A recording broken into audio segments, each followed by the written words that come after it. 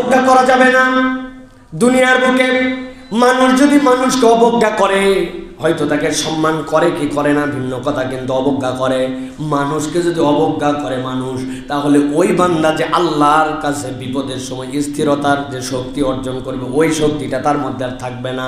এই জন্য আল্লাহ রাব্বুল আলামিন সূরা লোকমানের মধ্যেই আবার নির্দেশনা দিয়েছেন লোকমান আলাইহিস সালামকে দিয়ে, তার সন্তান তথা আমাদেরকে আল্লাহ জানাচ্ছেন কোরআনের 31 নম্বর সূরা, এই সূরার 18 নম্বর আয়াতের মধ্যে আল্লাহ রাব্বুল আলামিন বলছেন ওয়ালা তুসাইর খাদ্দাকা লিন্নাস ওয়ালা তামশি ফিল আরদি মারহা ইন্নাল্লাহা লা ইউহিব্বু কুল্লা মুখতালিন ফখুর।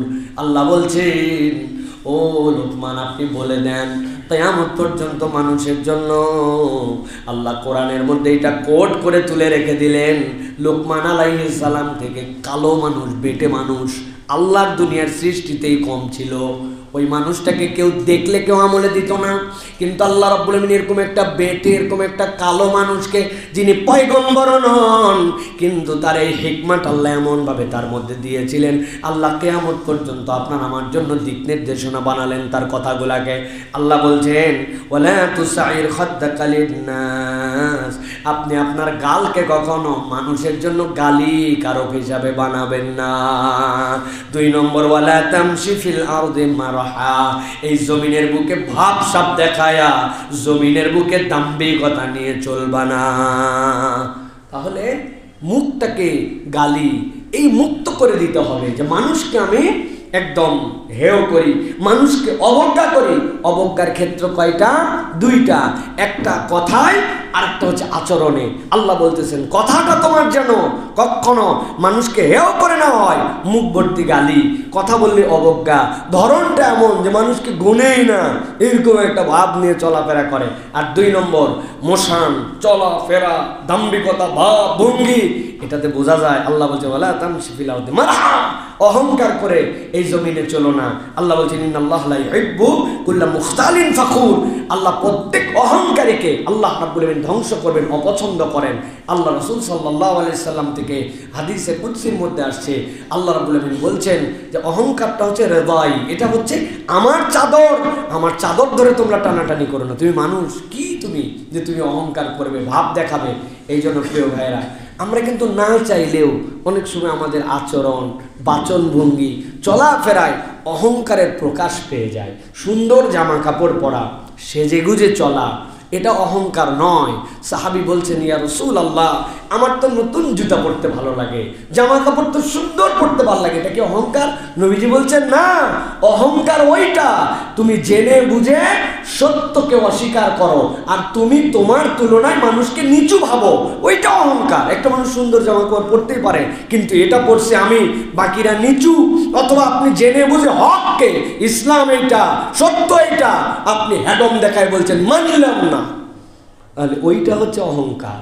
এক অহংকারীকে আল্লাহ রাব্বুল আলামিন এমনভাবে আমাদের সামনে শিক্ষা দিয়ে দিলেন, আমরা যদি তারপরেও না শিখি। আমি তো বলছি এক কথা বলা আর এক কথা না বলায় পুরো প্রেক্ষাপট চেঞ্জ হয়ে গেছে। কি ভাই, কি বলায় আপনারা জানেন, সেটা কি বলায় জানেন, কিন্তু কি না বলায় যদি বলতো ভুল হয়ে গেছে, ক্ষমা চাচ্ছি, তাহলে কিন্তু এই প্রেক্ষাপট সৃষ্টি নাও হতে পারতো, ঠিক কিনা? একটা অহংকার করে কথা বলছে, আরেকটা অহংকার করে বলে নাই। যদি বলতো মাপ চাই, ভুল হয়ে গেছে, ক্ষমা চাই, আমাকে মাফ করে দেন, মানুষ তখন চিন্তা করছে ভুল তো স্বীকারই করছে, তারপরেও লেগে যাবো ওর পিছে। মানুষ কিন্তু এইরকম এতটুকু মানুষ তখন এই যে জেদ, এই জেদ নাও চাপতে পারতো। অতএব কথা বলা এবং বলার পরে ক্ষমা না চাওয়া, এটা কিন্তু সাংঘাতিক বিষয়। এই জন্য প্রিয় ভাইয়েরা, আমরা আমাদের আচরণে, আমাদের কথায় যেন আমরা অবশ্যই আমরা অবজ্ঞার দৃষ্টিভঙ্গি কাউকে না দেখায়। আপনার সাথে মতের ভিন্নতা থাকতে পারে, তার সাথে থাকতে পারে না ভাই, আপনার সাথে মতদ্বৈততা তার থাকতে পারে না, কিন্তু আপনি যদি অবজ্ঞা করেন, এটা খুব সাংঘাতিক। আমার কাছে একটা প্রশ্ন আসছে, একজন বলছে মিজানুর রহমান আজহারীর মাথা এনে দিতে পারলে 10 লক্ষ টাকা পুরস্কার দেওয়া হবে। বলছে আলেমদের মধ্যে এত হিংসা বিদ্বেষ কেন? ইসলামের নবী কি আপনাদের এক একজনের এক একটা? প্রিয় ভাইয়ের আক্ষেপ করে লিখেছে, ভাই বিগত 4-5 বছর আগে একটা কথা বলেছিলেন। সেই কথাটা হয়তো শব্দ চয়নে ভুল ছিল, কিন্তু আপনাকে বুঝতে হবে যে আপনি যদি রাসূলুল্লাহ সাল্লাল্লাহু আলাইহি সাল্লামকে কোনো অপমান করতে চান, তাহলে আপনার ইন্টেনশনটা অনেক জরুরি। আপনি মুসলমান, আপনার শব্দ চয়নে ভুল হয়েছে, আপনি ক্ষমা চেয়েছেন, আল্লাহ রাব্বুল আলামিন মাফ করে দিবে আপনাকে। আপনার ইন্টেনশন নবীকে অপমান করা নয়, বক্তব্যে বাচন ভঙ্গিতে সেটা প্রকাশ পাইছে।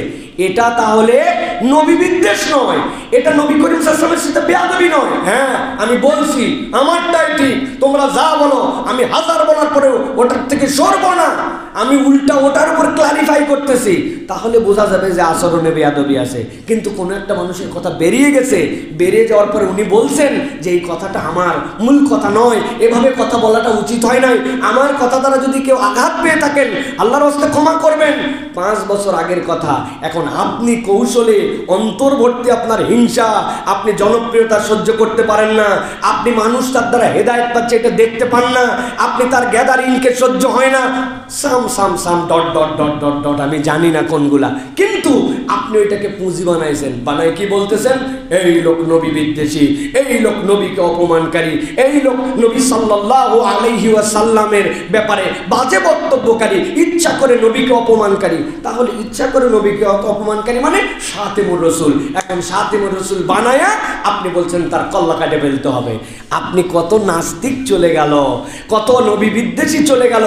ডাইরেক্ট যারা ইসলামের বিপক্ষে কথা বললো, যারা শাহবাগী মাহবাগী অমুক তমুক নামে ব্লগ লেখে রাসূলুল্লাহ সাল্লাল্লাহু আলাইহি ওয়াসাল্লামের শানে তার স্ত্রীদের ব্যাপারে এমন নিকৃষ্ট কথা বললো, কোন মুসলমান পড়তে পারবে না। ওই কথার সময় আপনার বক্তব্য আসলো না, আর 5 বছরের কথাকে, ভুল ইন্টেনশন ছাড়া কথা বের হয়ে যাওয়া কথাকে আপনি পুঁজি করে এখন কারো বিপক্ষে কল্লা আনার ফতোয়া দিচ্ছেন। তাহলে বোঝা যায় আপনার ইন্টেনশনটা ভিন্ন, আপনি মুনাফিক চরিত্রের মুসলমান। আসল উদ্দেশ্য নবীর সম্মান নয়, আসল উদ্দেশ্য আপনার অন্তরের হিংসা, আপনার অন্তরের চিকিৎসা করা লাগবে, ঠিক কি না? এত পরিমাণে মানুষ এই বিদ্বেষগুলি ছড়াতে পারে। হ্যাঁ, আমাদের দায়ীদেরকে সতর্ক হতে হবে। আমি কারো পক্ষে দালালি করতেছি না, আপনি মনে করেন না যে আমি লোকের পক্ষে দালালি করে আমি কথা বলতেছি না। তিনি আমার বন্ধু মানুষ, তিনি আমাদের একসাথে চলাফেরা করি, তার মানে তার ভুল আমার চোখে ধরলেও আমি ধরি না, না ধরলেও ধরি না। ওই চরিত্রের মানুষ অন্তত আমি না, ওই চরিত্রের মানুষ আমি না, এবং আমাদের কারোই চরিত্রের মানুষ হওয়া উচিত না। আমাদের অন্ধ কোনো ভক্তি থাকবে না কারো প্রতি, যতটুকু ভালোবাসা আল্লাহর জন্য। ভুল যদি থাকে কারেকশন করা, আর যেই লোকের কারেকশনের মেন্টালিটি আছে সেই মানুষের থেকে উত্তম মানুষ কেউ হতে পারে। আমি তো তার সাথে ঘোরাফেরা করি, তার সাথে চলাফেরা করি, 1-2 বছর না, এইরকম না যে এই 2-4 বছরের মধ্যে ওনার সাথে বিরাট একটা আল্লাহ পপুলারিটি দিচ্ছে এই কারণে তার সাথে মহব্বত না। এর আগের থেকে তার সাথে আমাদের বন্ধুত্ব, তার চেয়ে ভদ্র। বিশ্বাস করেন, আল্লাহ সাক্ষী রেখে বলতেছি, অনেক মানুষের সাথে তো পুরা দুনিয়ায় ঘুরলাম, অনেক তার থেকে ভদ্র আমাদের জেনারেশনে আমি কোনো মানুষ এখনো খুঁজে পাইনি। মানুষ এত ভদ্র হতে পারে, মানুষ এত বিনয়ী হতে পারে, মানুষ নিজের আত্মস্বীকৃত বিষয়গুলো কারেকশন দিলে এত দিল দিয়ে নিতে পারে, এত সোজা নয়। কোনো একটা মানুষ একটু কষ্ট দিলে আমার দিলের মধ্যে সারা জীবন থাকে, অথচ আমি দেখছি তাকে কত মানুষ কষ্ট দেওয়ার পর তার সামনে বসছে, ওনার মধ্যে কোনো একটা প্রকাশই ছিল না। আল্লাহু আকবার। আমারে কবে বলছে ইউনিভার্সিটি থাকা অবস্থায় 2 বন্ধু একসাথে থাকতাম, আমি বলছি দোস্ত এই চিরুনিটা ময়লা আছে একটু সাফ করো না কেন? ওই বলছে যার চুল বড় সে চিরুনি সাফ করবে। আমার চুল বড়, কথা কি ভুল বলছে? আমার দিলে এত কষ্ট লাগছে, হাই হাই আমরা একসাথে চলি, আমার চুল বড়, ছোট দিয়ে তো চিরুনি পরিষ্কারের কথা আমি কখনো কল্পনা করি, অথচ আমার এই কথা বললো 19 বছর আগে এই কথা বলছে। আজকে জুমার দিন তাও মনে হয়েছে, বলে ফেললাম আপনাদের কাছে। আর উনারে এমন এমন লোক এমন কষ্ট দিছে, অথচ তারা সামনে গেলে মনে হয় নাই ভাই এটা মনে রাখছে। সেই মানুষটা 2-1টা কথাই তিনি বলে ফেলছেন, সেটার জন্য ক্লারিফাই করছেন। এখন আবার পুরাতন জেট টেনে নিয়ে এসে আপনি ঘোষণা দিচ্ছেন উনার কল্লা দিলে 10 লক্ষ টাকা। আপনি কোত্থেকেই মাসলা পাইলেন? এগুলার বিপক্ষে আইনানুগ ব্যবস্থা নেওয়া উচিত, সব কিছু ছেড়ে দেওয়া উচিত নয়। এদের নামে জিডি করে ধরে নিয়েছে, এদেরকে বিচার করা উচিত। আপনি বিচার নিজের হাতে তুলে নিচ্ছেন মানে আপনার এত বড় সামর্থ্য কে দিল? আপনি ব্লগার দেখতে পান নাই, নাস্তিক দেখতে পান নাই, নবীর স্ত্রী নিয়ে বাজে কথা বলছে তখন আপনার মন্তব্য ছিল না, তাদের আল্লাহর ঘোষণা দেন নাই। আর এই লোক মুসলমান, নিজে আল্লাহর রসুল প্রেমী, নিজের আল্লাহ রসুলের শানে মানে হাজার হাজার তার বক্তব্য আছে, একটা বক্তব্য তার ভুল হয়েছে সেটাকে তিনি ক্লারিফাই করছেন শব্দ চয়নে, তাও আপনি তার কাল্লা নিতে যাচ্ছেন। মানে কি? মানে আপনি 2 নম্বর ধান্দাবাজ। আমাদের তো সন্দেহ হয় যে বাংলাদেশে যেরকম আনসার ... এরপরে উমুক ... রিক্সাওয়ালা ... আসছিল না, এনারা মনে হয় হুজুর ... ঠিক না? ওই পক্ষের বাস্তবায়ন করার জন্য এজেন্ডায় নামছে যে কোনোভাবে তো ঠেকানো যাচ্ছে না, এখন আমরা হুজুর ... হয়ে নামি, ঠিক কি না? আল্লাহদেরকে হেদায়েত দেয়, তবে হেদায়েত দেওয়ার সাথে সাথে আইনানুগ ব্যবস্থা নিতে হবে। আমরা সরকারের কাছে আবেদন জানাবো, এইরকম কথাবার্তা বলার পরে জনসম্মুখে পাবলিকলি যে কথা যায় ওটার বিচার হওয়া দরকার। এই জন্য প্রিয় ভাইয়েরা, মানুষকে অবজ্ঞা করতে হয় না, মানুষকে অবজ্ঞা করো না। ওই প্রসঙ্গে কিন্তু এই কথা বললাম প্রিয় ভাইয়েরা। এরপরে সংক্ষেপে বলে দেই, দীর্ঘ সময় চলে যাচ্ছে। কণ্ঠস্বরকে নিচু রাখা, আমি যে অবজ্ঞা করব না, এটার প্র্যাকটিস কি? এটার আরেকটা প্র্যাকটিস হচ্ছে কণ্ঠস্বরকে নিচু রাখা। আল্লাহ রাব্বুল আলামিন সূরা লোকমানের মধ্যেই বলেছেন, ওয়াকসিদ ফি মাশিক ওয়াগদুদ মিন সাউতিক ইন আনকারাল আসওয়াতি লা সাউতুল হামির। বলতেছেন তুমি চলাফেরার ক্ষেত্রে মধ্যম পন্থা অবলম্বন করো। কিরকম পন্থা? মধ্যম পন্থা মানে তোমার চলাফেরায়, হ্যাঁ আমার সামর্থ্য আছে, আমি পড়তে পারি মানেই একবারে যা ইচ্ছা তাই, এরকম না, এটা যেন না হয়। মধ্যম পন্থা অবলম্বন করো। আর তোমার কণ্ঠকে তুমি নিচু রাখো। কণ্ঠ নিচু রাখা মানে কি? মানে এমনভাবে কথা বলবো কেউ যদি শুনতেই না পায়, তাই কণ্ঠ নিচু রাখা মানে সত্য যদি প্রকাশিত হয়ে যায় ওর উপরে তর্কাতর্কি করো না, চুপ মেরে যাও। অনেক লোক আছে কথা বললে, যেরকম আমার কি ভাই, আমি স্বাভাবিক কথা বললে আমার একটু টেম্পার কথা না, আমাকে মানুষজন অনেক সময় বলে, হুজুর আপনার বক্তব্যের সময় যে জালালি তবিয়ত দেখি, কিন্তু বাইরে আসার পর তো আপনার ওরকম দেখি না, আপনি তো মানুষটা একবারে ছোটোখাটো। আমি বললাম ভাই মানুষ ছোটো, এলেমে ছোটো, সব কিছু দিয়ে ছোটো, কিন্তু আমার ধরনটাই হচ্ছে একটু টান।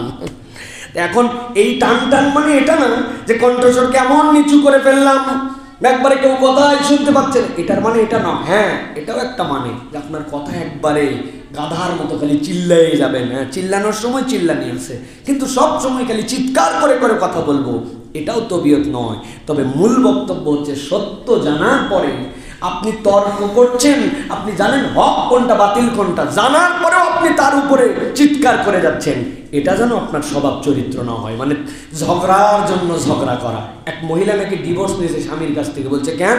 বলছে আমার স্বামী আমার সাথে একটুকু ঝগড়া করে না, এই ঝগড়াহীন মানুষের সাথে আমি কেমনে থাকবো? বাবা, চিন্তা করছেন আপনি? মানে তাহলে কি ইচ্ছা চরিত্র, আল্লাহ মাফ করুক প্রিয় ভাইয়েরা। তো এই ধরনের যেন আমাদের চরিত্র না হয়। কণ্ঠকে নিচু রাখা, কোমল করে কথা বলা। কোমল করে কথার দ্বারা যে কাজ হয়, চিৎকার করে কথার দ্বারা কাজ হয় না, ঠিক না ভাই? দয়ার সাথে কথা বলার যে কাজ হয়, ওই কাজটা চিৎকার করে বলার দ্বারা হয় না। আল্লাহ রাব্বুল আলামিন আমাদেরকে বোঝার তৌফিক দান করুন। এরপরে যেটি কয় নম্বর পর্যন্ত বলছি? 6টা বলছি না? 7 নম্বরটা মন্দের বিপরীতে ভালো করা। এটা মানব তবিয়ত হবে। কি করা? মন্দের বিপরীতে কি করা? ভালো করা। কোন একটা খারাপ কিছু হয়েছে, কেউ করেছে, আমিও কাঁটা দিয়ে কাঁটা তুলবো, আছে না ভাই? ইসলাম কাঁটা দিয়ে কাঁটা তোলার পক্ষে নয়। ইসলাম আপনাকে বলছে ওয়ালা তাস্তাউইল হাসানাতু ওয়ালাস সাইয়্যা ইদফা বিল্লাতি হিয়া আহসান ফাইদাল্লাযী বাইনাকা ওয়া বাইনাহু আদাওয়াতুন কাআন্নাহু ওয়ালিয়্যুন হামীম। আল্লাহ হামিম সিজদার 34 নম্বর আয়াতের মধ্যে বলছেন, ও বান্দারা আমি তোমার জন্য একটা সূত্র বলে দিলাম। a+b যেরকম সূত্র আছে, a কিউব b কিউবের সূত্র আছে আপনার জন্য। আল্লাহ বলছেন আমি তোমার মানব জীবনে একটা সূত্র ঢুকাই দিলাম। কি সূত্র? আল্লাহ রাব্বুল আলামিন বলছেন ওয়ালা তাস্তাবিল হাসানাতু ওয়ালাস সাইয়্যা, তুমি ভালো মন্দকে কখনো সংমিশ্রণ করে ফেলো না। ভালো ভালোর জায়গায়, মন্দ মন্দর জায়গায়। ইদফা বিল্লাতি হিয়া আহসান, কোনো খারাপ কিছু যদি তোমার সামনে আসে, একটা ভালো কিছুর নজির স্থাপন করে তুমি সেইটাকে সরায়া দাও। তোমার মধ্যে যদি এই কালচার হয়, আল্লাহ বলছেন দুনিয়ার সবচেয়ে শত্রু যেইটা মনোভাবাপন্ন ছিল, আল্লাহ বলছেন কাআন্না কান্নাহু ওয়ালিয়ুন হামিম, আল্লাহ তোমাদের মধ্যে এমন একটা বন্ধন বানায় দিবেন যেটা চিন্তাও করতে পারবা না। সুবহানাল্লাহ। আল্লাহ বলছেন তোমার ওই শত্রু ভাবাপন্ন মানুষটা তোমার দোস্ত হয়ে যাবে, বন্ধু হয়ে যাবে।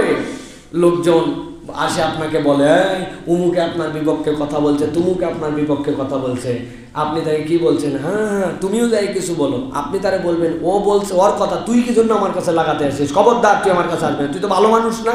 সেটা তার কাছে, সে বলছে, সে নাও বলতে পারে, আমি তো কানে শুনি নাই, তুমি কেন আমার কাছে বলতে আসছো? এই কথাটা যদি ওই লোকের কাছে কোনোদিন যায় যে ভাই আপনি ওই লোকের বিপক্ষে কথা বলছিলাম, আমি আবার বলতে গেছিলাম, উল্টা এমন ঝাড়া ঝাড়ছে, বলছে ওনার ব্যাপারে আমার হোসনে জন আছে, তুমি আমার কাছে বদমাইশি লাগাতে আসছো। ওই লোক তখন একটু চিন্তা করবে যে কার বিপক্ষে কথা বলতেছি রে আমি। এই যে আল্লাহ রাব্বুল আলামিন, এটা একটা উদাহরণ মাত্র, এরকম প্রচুর উদাহরণ দেওয়া যাবে যে আপনার যদি খারাপ কিছু হয় তার বিপক্ষে আপনাকে ভালো কিছুর নজির স্থাপন করতে হবে। বাংলাদেশে একটা ক্ষেত্রে একটা বিপ্লব হয়ে গেছে। আগে মাঠে ঘাটে বন্দরে বিভিন্ন প্রান্তরে বিভিন্ন সিজনে দেখতেন গান বাজনা, হই হুল্লু, যাত্রা পালা, হ্যাঁ উমুক তুমুক এইগুলো হতো। আল্লাহর দয়ায় কোরআনের আয়োজনে যুবকরা সম্পৃক্ত হয়ে এমন একটা পরিবর্তন হয়েছে, এখন ওরা নিজেরাই বলে যা আগে আগে কি সুন্দর দিন কাটাইতাম, হ্যাঁ আগে কি সুন্দর যাত্রা পালা গান মান চলতো, এখন নাকি এগুলা নাই, এই জন্য ওনাদের আক্ষেপ হয়। তো এটার জন্য তো আমাদের নতুন করে যাত্রার বদলে যাত্রা দেওয়া লাগে নাই। আপনি তার বদলে কোরআনের মাহফিল করছেন, আপনি সিরাতের প্রোগ্রাম করেছেন, ওয়াজ মাহফিল করেছেন, ইসলামিক কনফারেন্স করেছেন, আল্লাহ খারাপটাকে ওখান থেকে দূর করে দিছে। অন্তত অনেকে বলে নামাজ কালাম পরে কম, অমুক করে তুমুক করে, ওই ছেলেরা বিড়ি খায় আবার মাহফিল করে। ওরে ভাই যেই ছেলেগুলা এইটুকু কম আছে, অন্তত ওই ছেলে তো হারাম কাজের মধ্যে যায় নাই, ওই একদিনের ওসিলাই তো ওই ছেলেগুলো ওখান থেকে এটা দূর করছে। তা আপনি এটাকে অ্যাপ্রিসিয়েট করেন, আর ভালোর দিকে কিভাবে আরো প্রোগ্রামিং করা যায় ওই চিন্তা করেন। অর্ধেক গ্লাস পানি দুইটা দৃষ্টিভঙ্গিতে দেখা যায় না, কি বলে বলে অর্ধেক গ্লাস ফাঁকা আর অর্ধেক গ্লাস ভরা, দুইটার কথার মধ্যে কোনো পার্থক্য আছে? আপাত দৃষ্টিতে পার্থক্য নাই, কিন্তু পজিটিভিটির মধ্যে পার্থক্য আছে। আপনি এটার মধ্যে আপনি কি ধরনের দৃষ্টিভঙ্গিতে দেখতেছেন এটার পার্থক্য আছে। ভাই অর্ধেক গ্লাস ভরা মানে বাকি অর্ধেক। এখন একজন ফজর পড়ে নাই, বাকি 4 ওয়াক্ত পড়ছে, বলছে যে তোর তো ফজরই নেই, তোর আবার কিসের নামাজ শুরুই হয় নাই, তো তোর সব শেষ, ঠিক না? আর আপনি যদি বলেন যে ভাই তুই 4 ওয়াক্ত তো পড়েই ফেলছিস, খালি ফজরটা হলেই পূর্ণ হয়ে যাবে, তাহলে এটাও দৃষ্টিভঙ্গি। তো দায়িত্ব দৃষ্টিভঙ্গি হবে এইটা যে আপনি তাকে পজিটিভ জিনিস দিয়ে তাকে আপনি কল্যাণের দিকে নিয়ে আসবেন। আল্লাহ রাব্বুল আলামিন এটা আপনার আমার জন্য দায়িত্ব দিয়েছেন। অতএব মন্দের বিপরীতে ভালো করা, এরপরে পরামর্শ করে কাজ করা। আল্লাহ রাব্বুল আলামিনের নির্দেশনা মানব জীবনের যতগুলা করণীয় আর যতগুলা বর্জনীয় আল্লাহর পক্ষ থেকে সবচেয়ে ইম্পর্টেন্ট তম একটা হচ্ছে পরামর্শ করে কাজ করা। আল্লাহ রাব্বুল আমিন সূরা শুরার মধ্যে বলতেছেন ওয়াল্লাযীনা ইসতাজাবু লিরাব্বিহিম ওয়া আকামুস সালাতা ওয়া আমরুহুম শুরা বাইনাহুম ওয়া মিম্মা রাযাকনাহুম ইউনফিকুন। আল্লাহ বলছেন আমি রব্বুল আমিন ওই বান্দাগুলা, যেই বান্দাগুলা আল্লাহটাকে সাড়া দিতে চায়, আল্লাহ বলছেন তাদের জন্য দায়িত্ব হচ্ছে 1 নম্বরে তারা সালাত কায়েমকারী হবে, 2 নম্বরে তারা যে কাজ করবে ওই কাজটা পরামর্শের ভিত্তিতে করবে, আর 3 নম্বরে আল্লাহর দেওয়া রিজিক থেকে তারা খরচ করবে। এই চরিত্রের মানুষ হবে যারা আল্লাহটাকে যেন দিল তারা সারা। সুবহানাল্লাহ। আপনি কাজ করবেন পরামর্শের ভিত্তিতে। আপনার পরামর্শের মেম্বার কারা? আপনার ওয়াইফ, আপনার সন্তান, এগুলোর মধ্যে বরকত আছে, যদিও বইয়ের সাথে পরামর্শ করার মধ্যে কোনো ফায়দা নাই, ঠিক না ভাই? এই মহিলা কি বলবে না, আমাদের একটু ধারণা এরকম আছে, এই মহিলাকে আন্দাজি কথাবার্তা বলাও না বলাও, তাই এরকম চিন্তা করি আমরা না। এটা রাসূলুল্লাহ সাল্লাল্লাহু আলাইহি ওয়াসাল্লামের সুন্নাতের খিলাফ। হুদায়বিয়ার সন্ধির ঘটনা জানেন না আপনারা? নবী করিম সাল্লাল্লাহু আলাইহি ওয়াসাল্লাম বললেন তোমরা সকলে তোমাদের উট দুম্বা জবাই করে ফেলো। কেউ নবীজির কথা শুনে নাই। শুনে নাই মানে ইনকার করার অর্থে নয়, মানে তারা চিন্তা করছে নবী তো করেন নাই, আমরা অতএব অমান্য করতেছে না, কিন্তু কেউ পালন করতেছে না। এইটা নবীজি মনের দুঃখে ঘরে গেছেন, নবীর স্ত্রীকে বললেন দেখছো আমি সবাইকে বললাম ইহরাম ছাড়ো, জবাই করো তোমাদের পশু, ওরা তো কেউ এখনো উমরা করে নাই, কিন্তু এটা ছাড়তেছে না। নবীজির স্ত্রী বললেন ইয়া রাসূলুল্লাহ আপনি কি আপনার হাদি জবাই করছেন? আপনি কি উমরার কাপড় ছাড়ছেন? আপনি এটা করেন, তারপরে দেখা যাক কি হয়।